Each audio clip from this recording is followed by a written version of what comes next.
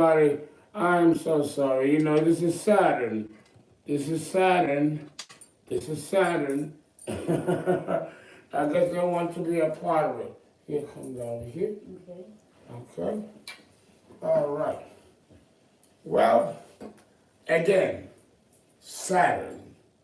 And things didn't work out again the way we wanted to, but we have to make it work. Now, if you can hold this for me, I think we're a little bit too dark. Okay. Bring in the light.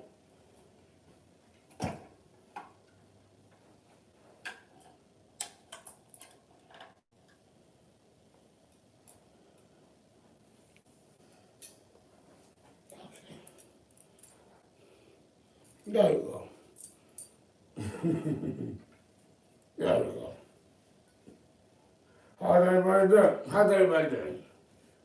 Uh, we are going to proceed with part 6, 7. The other one was 7 minutes long. My cab had a flat tire. Can you believe that? Uh, uh, let's put it that way. Let's put it that way. Well, we left off in the fact that we were saying that we are giving our planet to our kids and our kids' kids, and we've made a mess of it. So I think the best thing we can do is equip our next generation with knowledge that will help them build and rebuild this world, and that maybe they will bring the human species to another level. What do you think? That's what it's all about. That's why we're here. That's why we do this type of work. It's our calling. Absolutely. One thing that I didn't mention is that my friend Olga is also an empath. And many of the women and men that I bring on the People's Astrologers channel are empaths or psychic or mediums themselves. So it's something that we all have to reach out to. We all have to reach out to our fellow community members. We are all part of the community. And for those of you who are becoming initiated, you are becoming members of this very special community. And if you're going to be a healer, are you comfortable there? I am. You sure? Yeah. If we're going to be a part of this community, we have to bind together. Psychics, astrologers, shamans, we all have to work together to guide, right? To guide and to bind together. We have to come together. And I think each and every one of us has a special gift, a unique gift to offer. Why don't you talk about your special gift to offer? What is your specialty as an empath? And can you explain to the audience what an empath is? Because they're probably tired from hearing it from me. It's always good to have a fellow psychic or shaman or medium also give their own opinion too. Well, my gift is to bring enlightenment and to bring truth to all who has been taught a whole different way. We've been taught a different way, and it might have worked for us, our generation.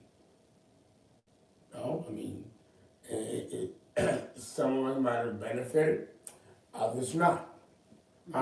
What could work or might have worked for us, for our generation, might not necessarily work for the next generation. Exactly. It doesn't mean that you throw out the baby with the bathwater either, but there's something to learn from each generation that passes. And I think if there's anything that our next generation is to learn from us, is that we should be able to learn to forgive each other and accept each other as we are. This is something that our generation has not accomplished. Love. And love. Love conquers everything. Love conquers war, but they don't tell you that because they want to keep you in fear. They want to keep you at war. They want to keep you enslaved mentally.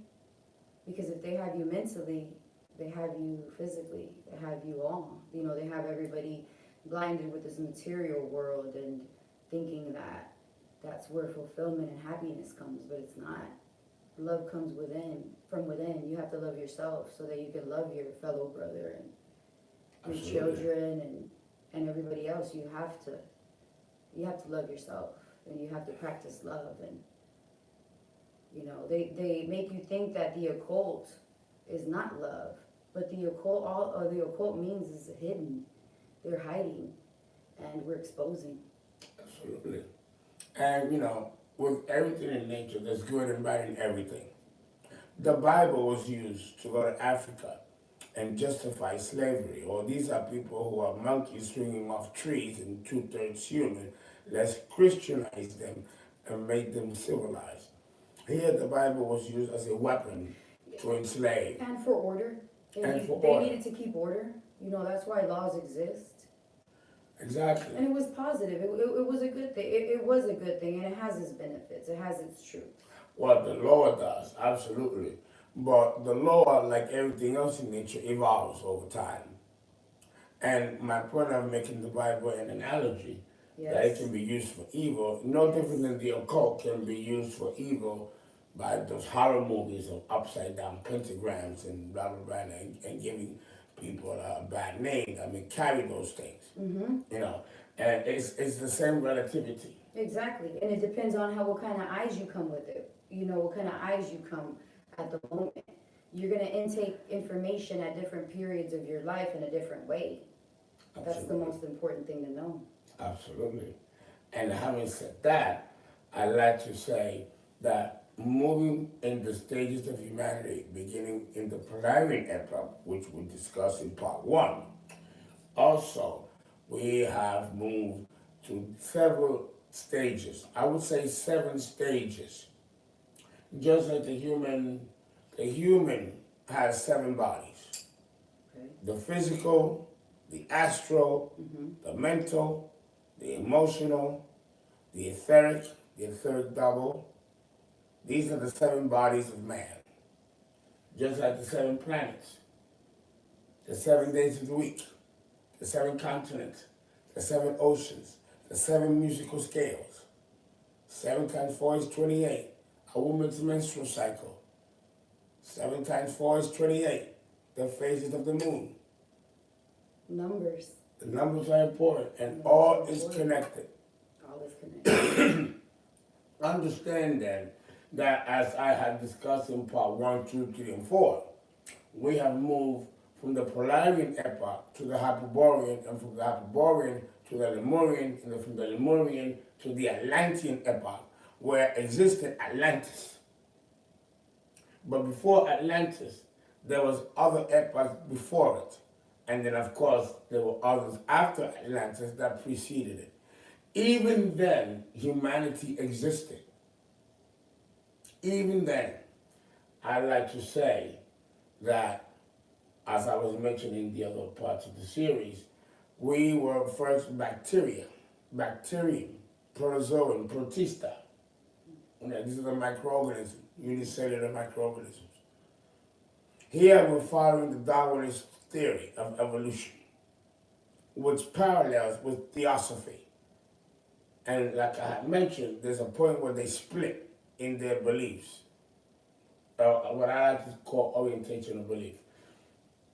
What do you believe, Olga? Do you believe in theosophy, or do you believe in science? Theosophy meaning that God is the reason for existence, and science removes God from existence. Which one is the one that you go for? I'm picturing you here. I can't give them a name. It's divinity. It's so big. It's beyond. It's everything. But do you believe that with that divinity and that beyondness, that is the basis of the physical reaction, that because we have spirituality, the spiritual is behind the physical. Do you believe that? Or do you believe that everything happened at random, without explanation and without God? Of course not. This is perfection. Everything is perfect in its own way. You hear that? And you know, everybody wants it to be all happiness and everything, but it can't be happiness because there has to be the polarity. And tell me about that polarity. The polarity is the yin and the yang. It is the hot and the cold, the good and the bad. So that means that good and evil, pleasure and pain exist in the same polarity, in the same platform. Is that what you're saying? They must. So if I want to be a wealthy guy, a rich guy, let's say I want to have millions of dollars, what kind of price am I to pay to have those millions of dollars? Should it be equal to the millions of dollars I'm going to have? Is that what's meant by the polarity of equals? To be happy and blissful is also to experience anguish and pain at the same degree that you experience pleasure and pain. It's a must. It's an exchange. So if you have a mediocre life, it's because you're throwing out mediocre energy. So you're going to get that back. Wow, did you all hear that?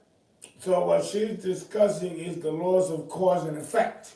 Because it's a polarity. It's hot and cold. It's white and black. It's yin and yang. It's in every culture. Absolutely, absolutely. And I think by going back to the beginning and discussing the origins and developmental morphology of mankind, we might have a better understanding of where we're going. Exactly. Exactly. Because we start out as animals. Then we go into human stage. And then from human, we become gods. The final. That's the real trinity right there. Animal, human, and then back to God. Or become God ourselves and populate our own universes. Run our own solar systems. Do you believe that? Do you believe that the course of humanity is to one day become as gods and replace the current gods that are now there? I do, because there has to be a purpose, a goal, an end, a final, a victory.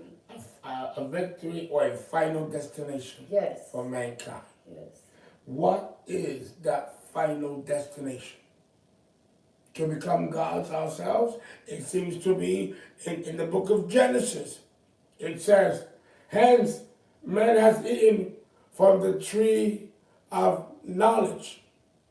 If he eat from the tree of life, he shall become as one of us, as gods. That's in Genesis. So right there, the gods got scared when Adam ate of the apple of knowledge. So they got scared that he would eat of the tree of life and become as one of them, gods. So they had to put swords on the tree with burning cherubs, and then took man and woman out of the garden. And Jehovah made coats of skin. You know what that means? That he removed them from the garden and made coats of skin. That's carbon matter. And hence begins the journey of man's enslavement into material form. Oh, it's deep. It's deep. So what do you think about that? They took the information too. What do you mean? Elaborate on that. I feel like they made sure not to give us the information that we needed to become gods ourselves. They stole it. They gave it to the elite. They gave it to the few. There's only a few people that can get that. And you got to earn it. I just love it. The game is not to be told. It's to be sold. I think she's talking here about, the secret societies. Oh, yeah. And those, the 1% that runs the world, that they know this stuff. Of course they do. Of course they do. The rulers. The rulers of the earth. We allowed it, though. We allow it. Well, that's what the word archon means, The The word archon means rulers. And those who are the very elite have chosen to call themselves archons, to know that they are the rulers, just like the invisible rulers that rule us indirectly and invisibly. But more on that later. When we move into the Hyperborean epoch, we have man moving from a gel-like substance to a more solid substance. Here we see man moving from the liquid stage to the mineral stage. At this point, the earth becomes solid. It's no longer jelly. And the spinning of its rotation is called centrifugal force. The centrifugal force of the earth was throwing chunks of the earth into space because it wasn't solid yet, it was still molten. The only part that was solid was the polar regions where there was crustacean and island crustacean developing in the pole region. That's why it's called the Polarian epoch, because man began to develop on Earth, but in the polar regions, where it was more stable, where the speed of the planet was not casting off chunks and pieces of itself into space. Yes, that early, and we're talking trillions of years ago. Even then, man existed, but in liquid form. And then as the earth became more solid and the equator became more firm, because once the earth stopped throwing chunks of itself out into space, it became solid. When it became solid, that was the birth of our equator. No longer were chunks of the earth being thrown off from its central mass. Man then migrated from the polar regions towards the equator. That took millions of years. It is a slow process of evolution. What do you think about that? How does that ring to you? I believe that it's fascinating, the cosmos and their divinity, you know, and everything that they can do and everything that's happened and how the expansion that we spoke about, the expansion of the universe. That's right. Another little secret jewel.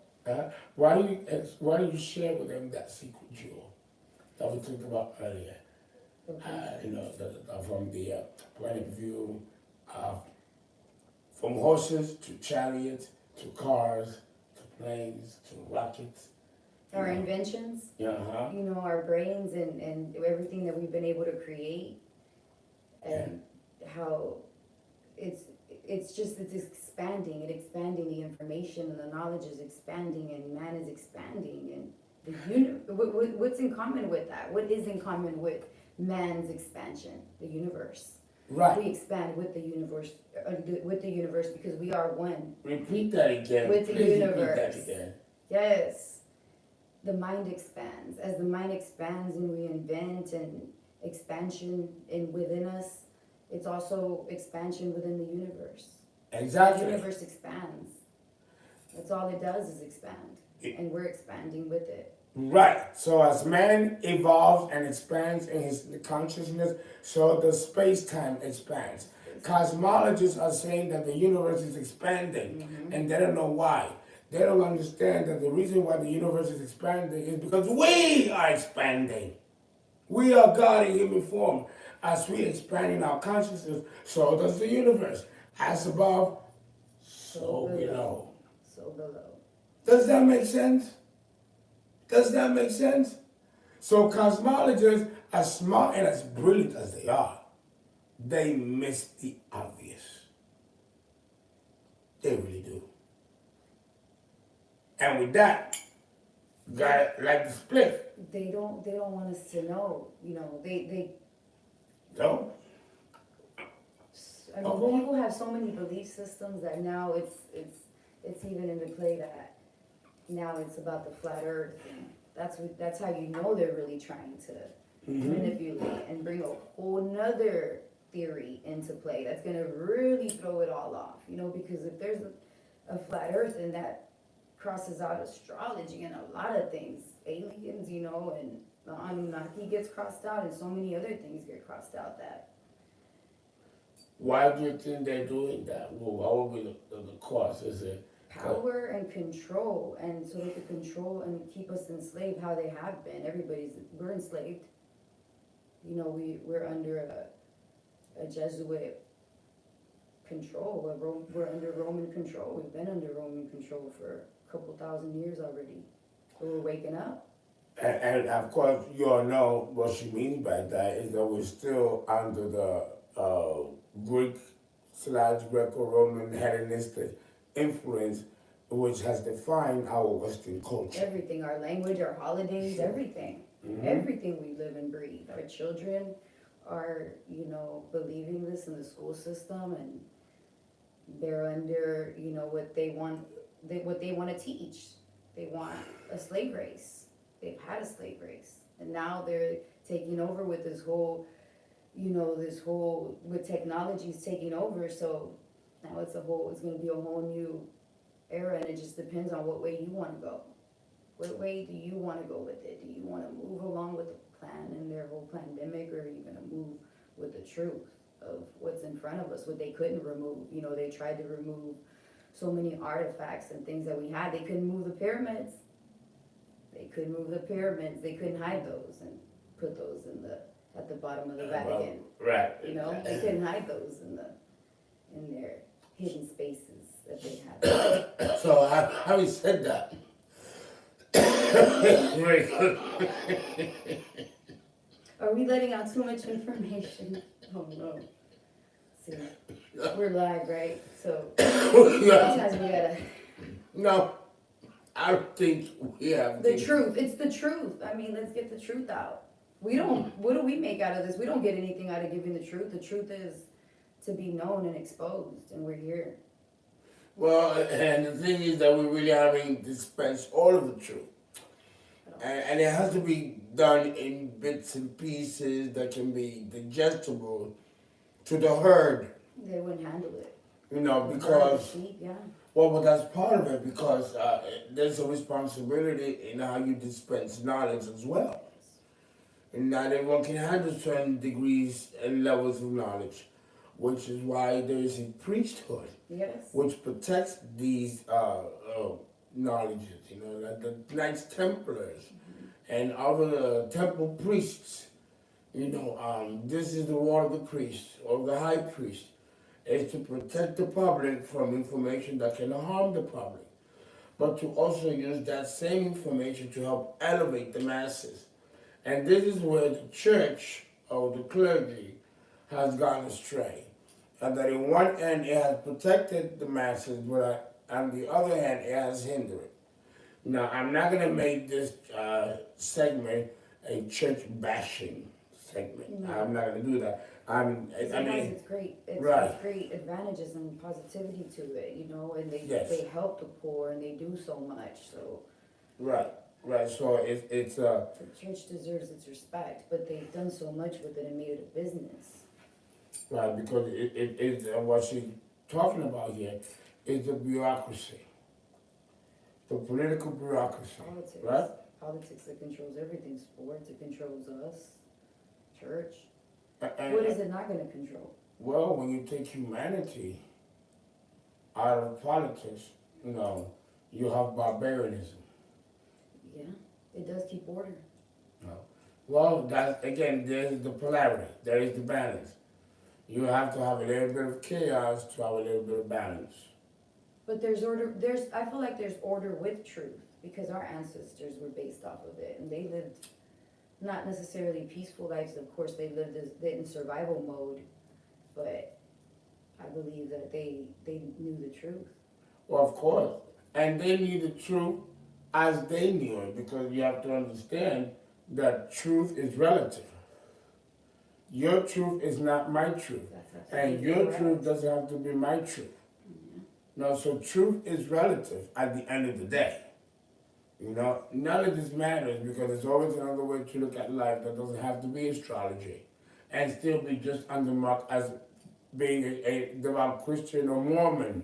But it always does a big circle because it always comes back around because it's always connected, because it's always the truth, and because it's always the universe. It's all one. It's all We're all one. together. Absolutely. Think of it as a body with different veins, arteries, capillaries, leading into one big big organism. Mm-hmm. From the mineral stage, which is another period that lasted another 1 trillion years, man has absorbed in the mineral stage his blood. When Mars was thrown off the central mass, iron became available to the earth. Man was still blob-like, mineral blob-like. Upon iron being cast into the earth, it poisoned the earth of its red iron. And man, like an amoeba, sucked the nutrients out of the earth.